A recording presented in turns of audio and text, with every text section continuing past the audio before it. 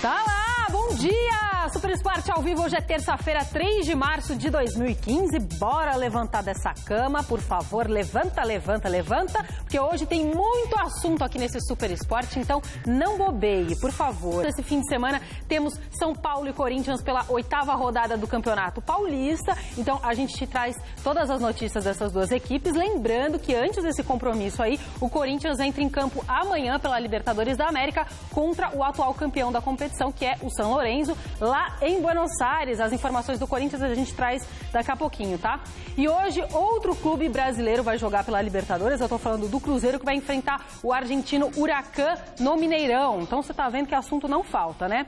Pra gente começar, vamos com o tênis, porque ontem teve jogaço pela Superliga Feminina aqui na capital paulista. O Pinheiros recebeu o Rio de Janeiro, mas não conseguiu segurar o líder isolado da competição. A reportagem é do Alexandre Silvestre. Superliga afunilando, finalzinho do segundo turno, jogo para cumprir tabela. Na sexta colocação e já classificada entre as 8 melhores equipes que brigarão nos playoffs de quartas de final, as meninas do Clube Pinheiros, jogando em casa, encaram simplesmente as bicampeãs e atuais líderes da competição e sempre favoritas ao título, comandadas por Bernardinho. Garotas consagradas como Fofão, Natália e Companhia Bela, do Rio de Janeiro. No primeiro set, à direita do seu vídeo, caro telespectador, estão as visitantes da Cidade Maravilhosa com aquele voleibol competitivo e elegante, à frente no placar. Na base da superação, as paulistas vão se mantendo 2, 3 pontinhos atrás, até o empate, no 18-18, no 19-19, no 20-20 e virada do Pinheiros, 21-20. Na pressão, erros infantis aparecem nos dois lados da rede e neste momento o poder mental das experientes jogadoras do Rio faz toda a diferença, apesar do esforço das rivais, 27-25. No segundo set, novo equilíbrio e desfecho semelhante no detalhe. Rio de Janeiro, 25-22. O Pinheiros larga na frente no terceiro set. Defende muito. Põe fogo na quadra. Desestabiliza as adversárias e deixa o técnico Bernardinho pé da vida. Não é o suficiente. O Rio volta para o jogo, reequilibra as coisas, apesar das falhas na recepção. E com 25-23, fecha o duelo com o Pinheiros. 3-0 em pouco mais de 1h30. Tricampeonato à vista ou é cedo para falar? Muito cedo ainda, né? A gente não conquistou nem o primeiro lugar ainda do segundo turno, né? Na classificação geral. Tem muita coisa ainda pela frente, temos 3 jogos dificílimos aí pela frente ainda. É continuar trabalhando, a gente tem muita coisa para crescer ainda.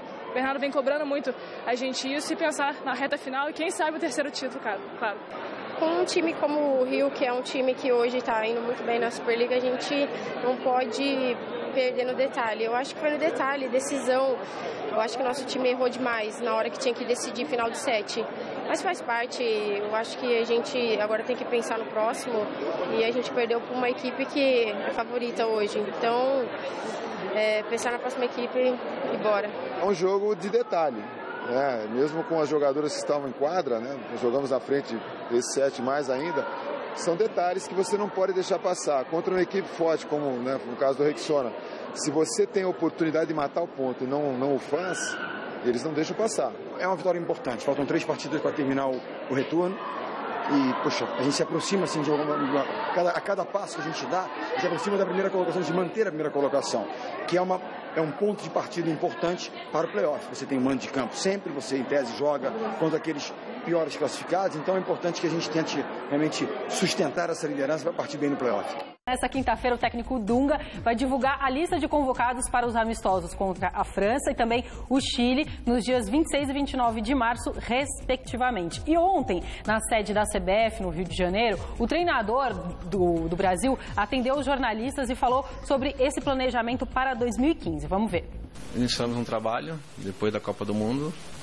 Sabíamos que ia ser difícil, ia ser muitas dificuldades por uma série de fatores, muitas mudanças, cobrança, mas estávamos prontos para esse desafio, né, com a criatividade do futebol brasileiro, dos nossos jogadores, e vamos trabalhar, saber que vai ser um ano bastante duro e cada um aproveitar a sua oportunidade. E quinta-feira todos vocês vão poder saber os jogadores, quem será escolhido, quais jogadores nós vamos chamar para dar continuidade nesse trabalho.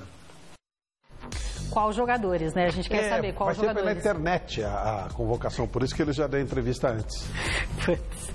E Flávio, você sabe, né? Ontem também a CBF, essa notícia você vai amar, você já sabe, anunciou que a modelo do que acontece, ou pelo menos deveria acontecer aqui no futebol paulista, os clubes que atrasarem os salários de jogadores e também funcionários serão punidos com a perda de pontos no Campeonato Brasileiro. Cascata total.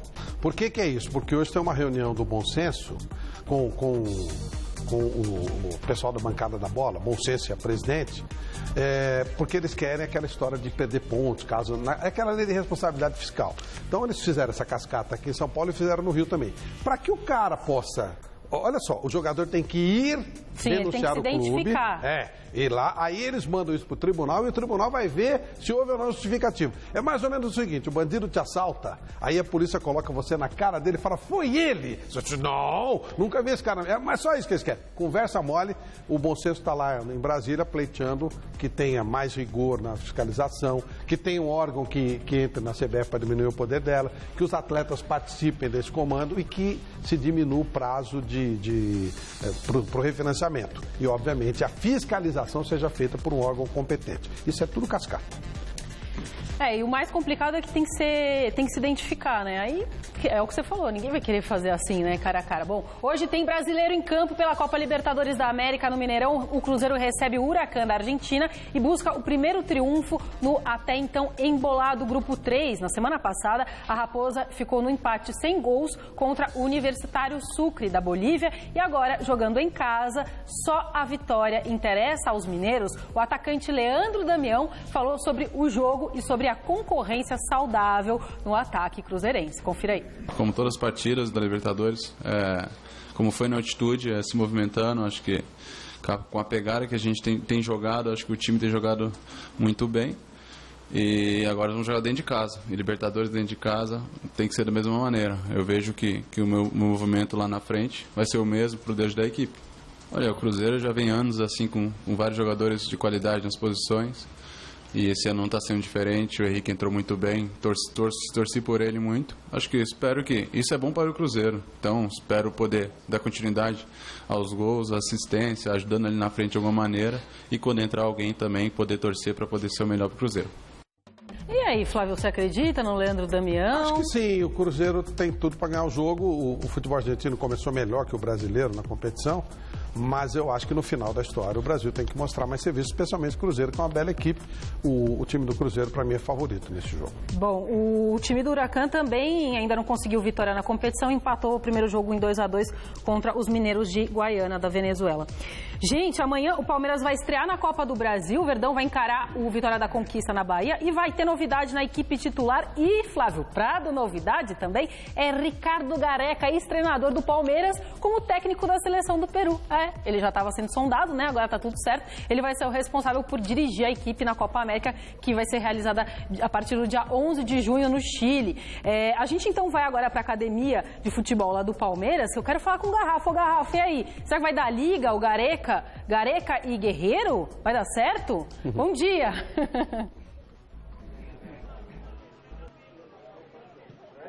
Bom dia, Anitta. O Palmeiras treina neste momento, visando a preparação para a Copa do Brasil. Estreia amanhã, como você bem destacou, contra o Vitória da Conquista na Bahia. E o técnico Ricardo Gareca, que trabalhou aqui antes, né?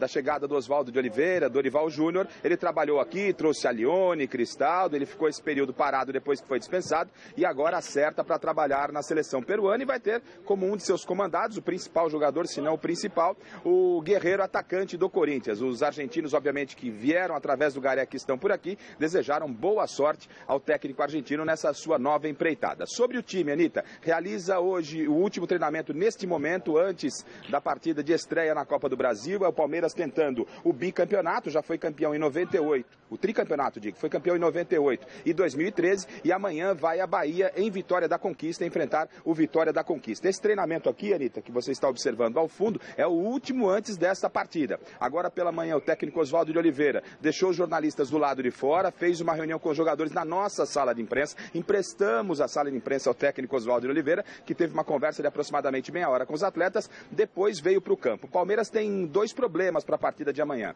O Zé Roberto, que acabou submetendo a uma cirurgia na boca, está fora, ele fica por 3 dias se recuperando, não está à disposição, não será relacionado, e o zagueiro Vitor Hugo, com uma inflamação no joelho, também é desfalque certo, não vai viajar. Ontem tínhamos uma dúvida em relação ao substituto do Zé Roberto, se jogaria o Vitor Luiz ou então o João Paulo. No treinamento de hoje, já está definido que o João Paulo, pelo menos ele que treina entre os titulares, ele deve ser escalado pela lateral esquerda. E para o lugar do Vitor Hugo, o Jackson está confirmado na zaga do Palmeiras. Aliás, sobre essas alterações, vamos ouvir o que o João Paulo falava ontem em entrevista coletiva a respeito desta possibilidade que foi confirmada agora há pouco dele ser titular na estreia do Palmeiras na Copa do Brasil, amanhã, repito, na Bahia, contra o Vitória da Conquista. Vamos ouvi-lo.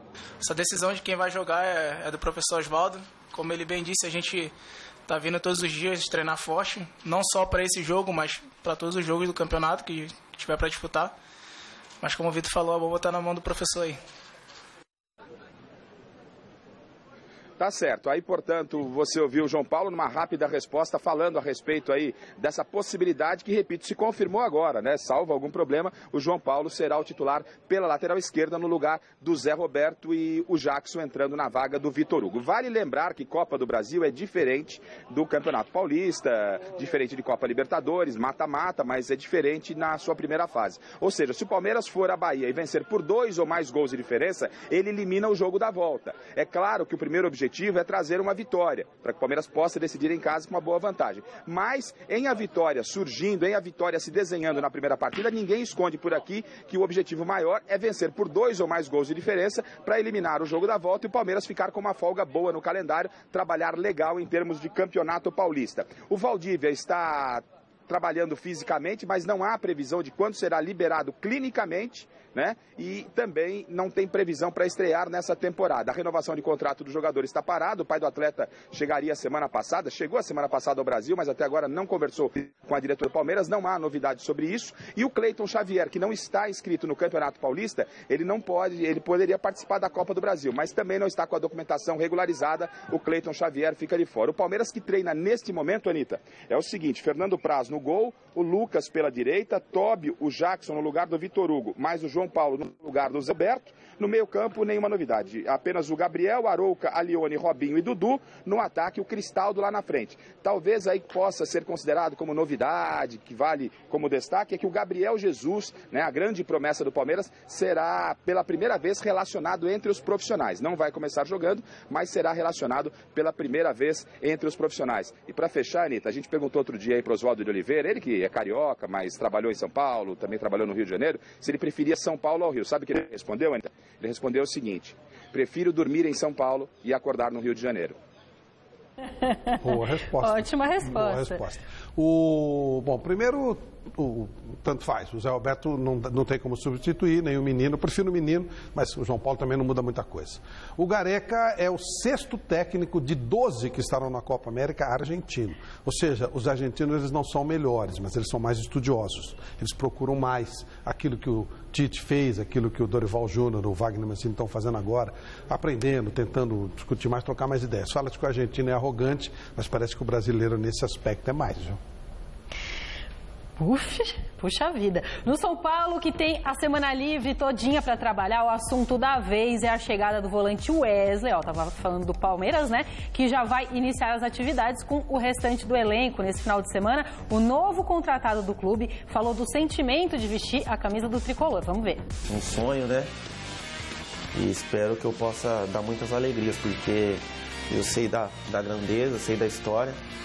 E tomara a Deus consiga corresponder da melhor maneira. São Paulo sempre manteve um nível de qualidade técnica e de competição muito elevada. Então eu tenho certeza que esse ano não vai ser diferente.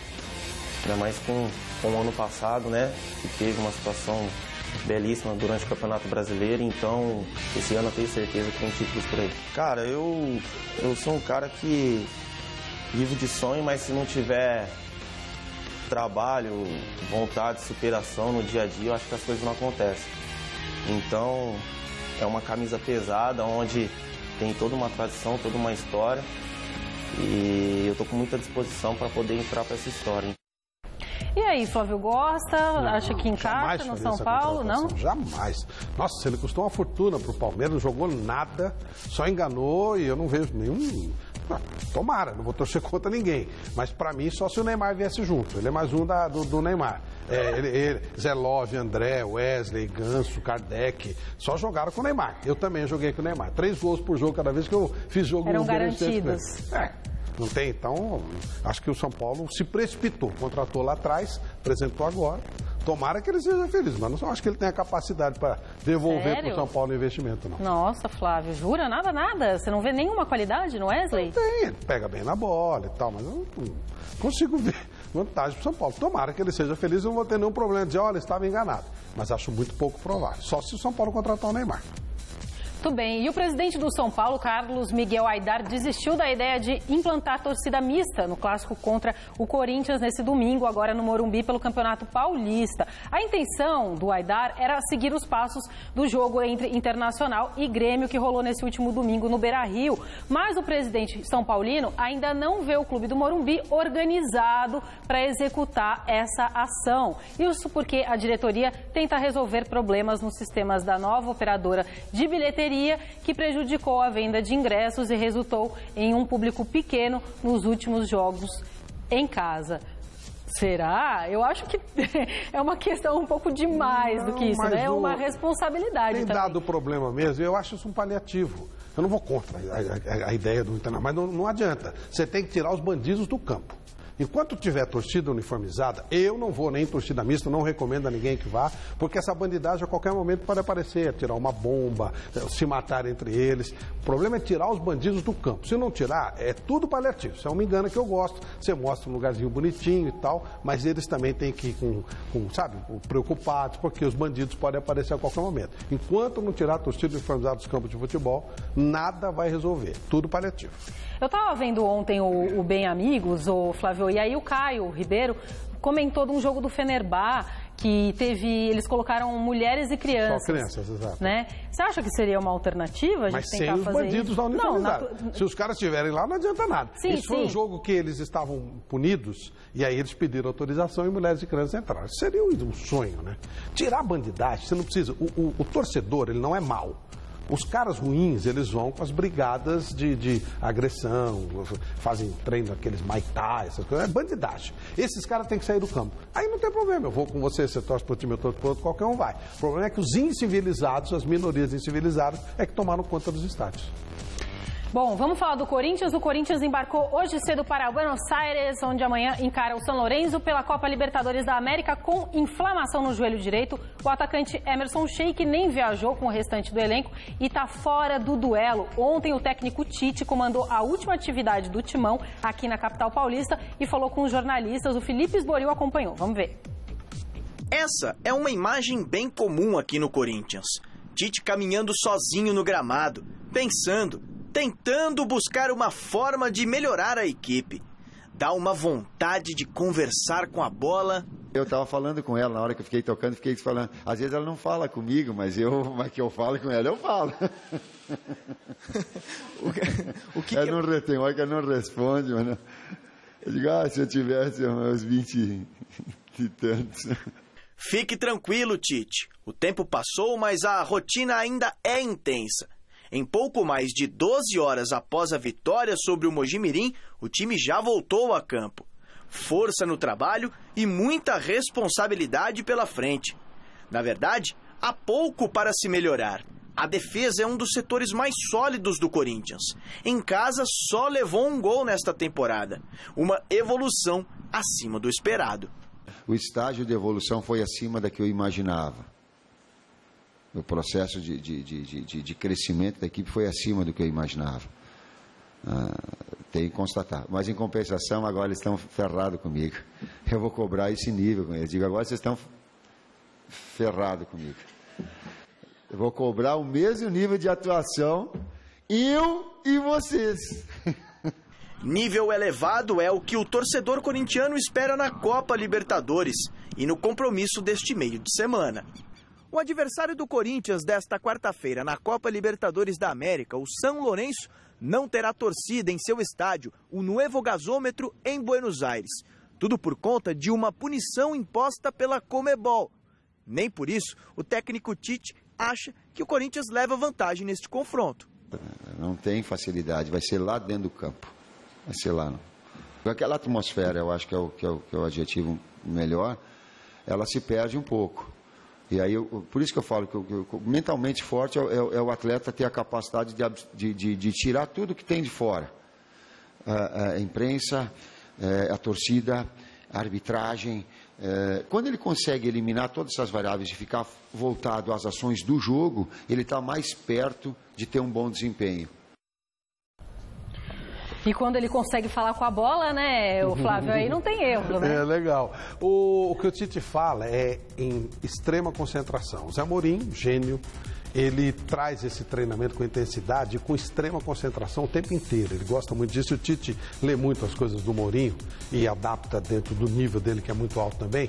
Você tem que estar concentrado. Então, o fato de não ter torcida não pode dar ao jogador do Corinthians a sensação de facilidade, porque ele está jogando com uma bela equipe. O São Lourenço é campeão da América, apesar de ter perdido alguns jogadores, mas ele tem que estar concentrado, senão se ferra. É um adversário muito difícil. Acho que esse é o jogo mais difícil do Corinthians na chave. Jogar lá, porque o clássico com o São Paulo é um clássico, tem um lado cá e lá.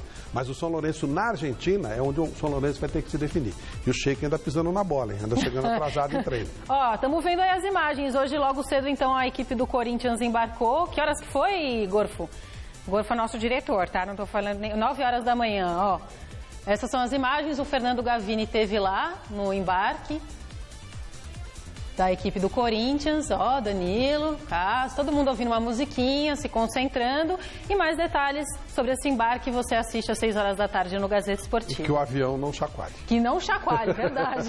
Sem emoção. Nem na ida, nem na volta. O programa de hoje fica por aqui. Obrigada, Flávio. A gente volta amanhã, 10h30 da manhã, tá?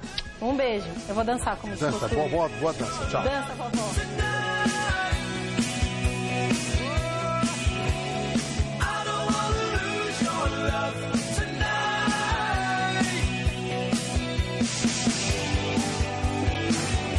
Hoje, 12:30, tire suas dúvidas sobre infecção urinária com o Você Bonita. Assista agora, Revista da Cidade.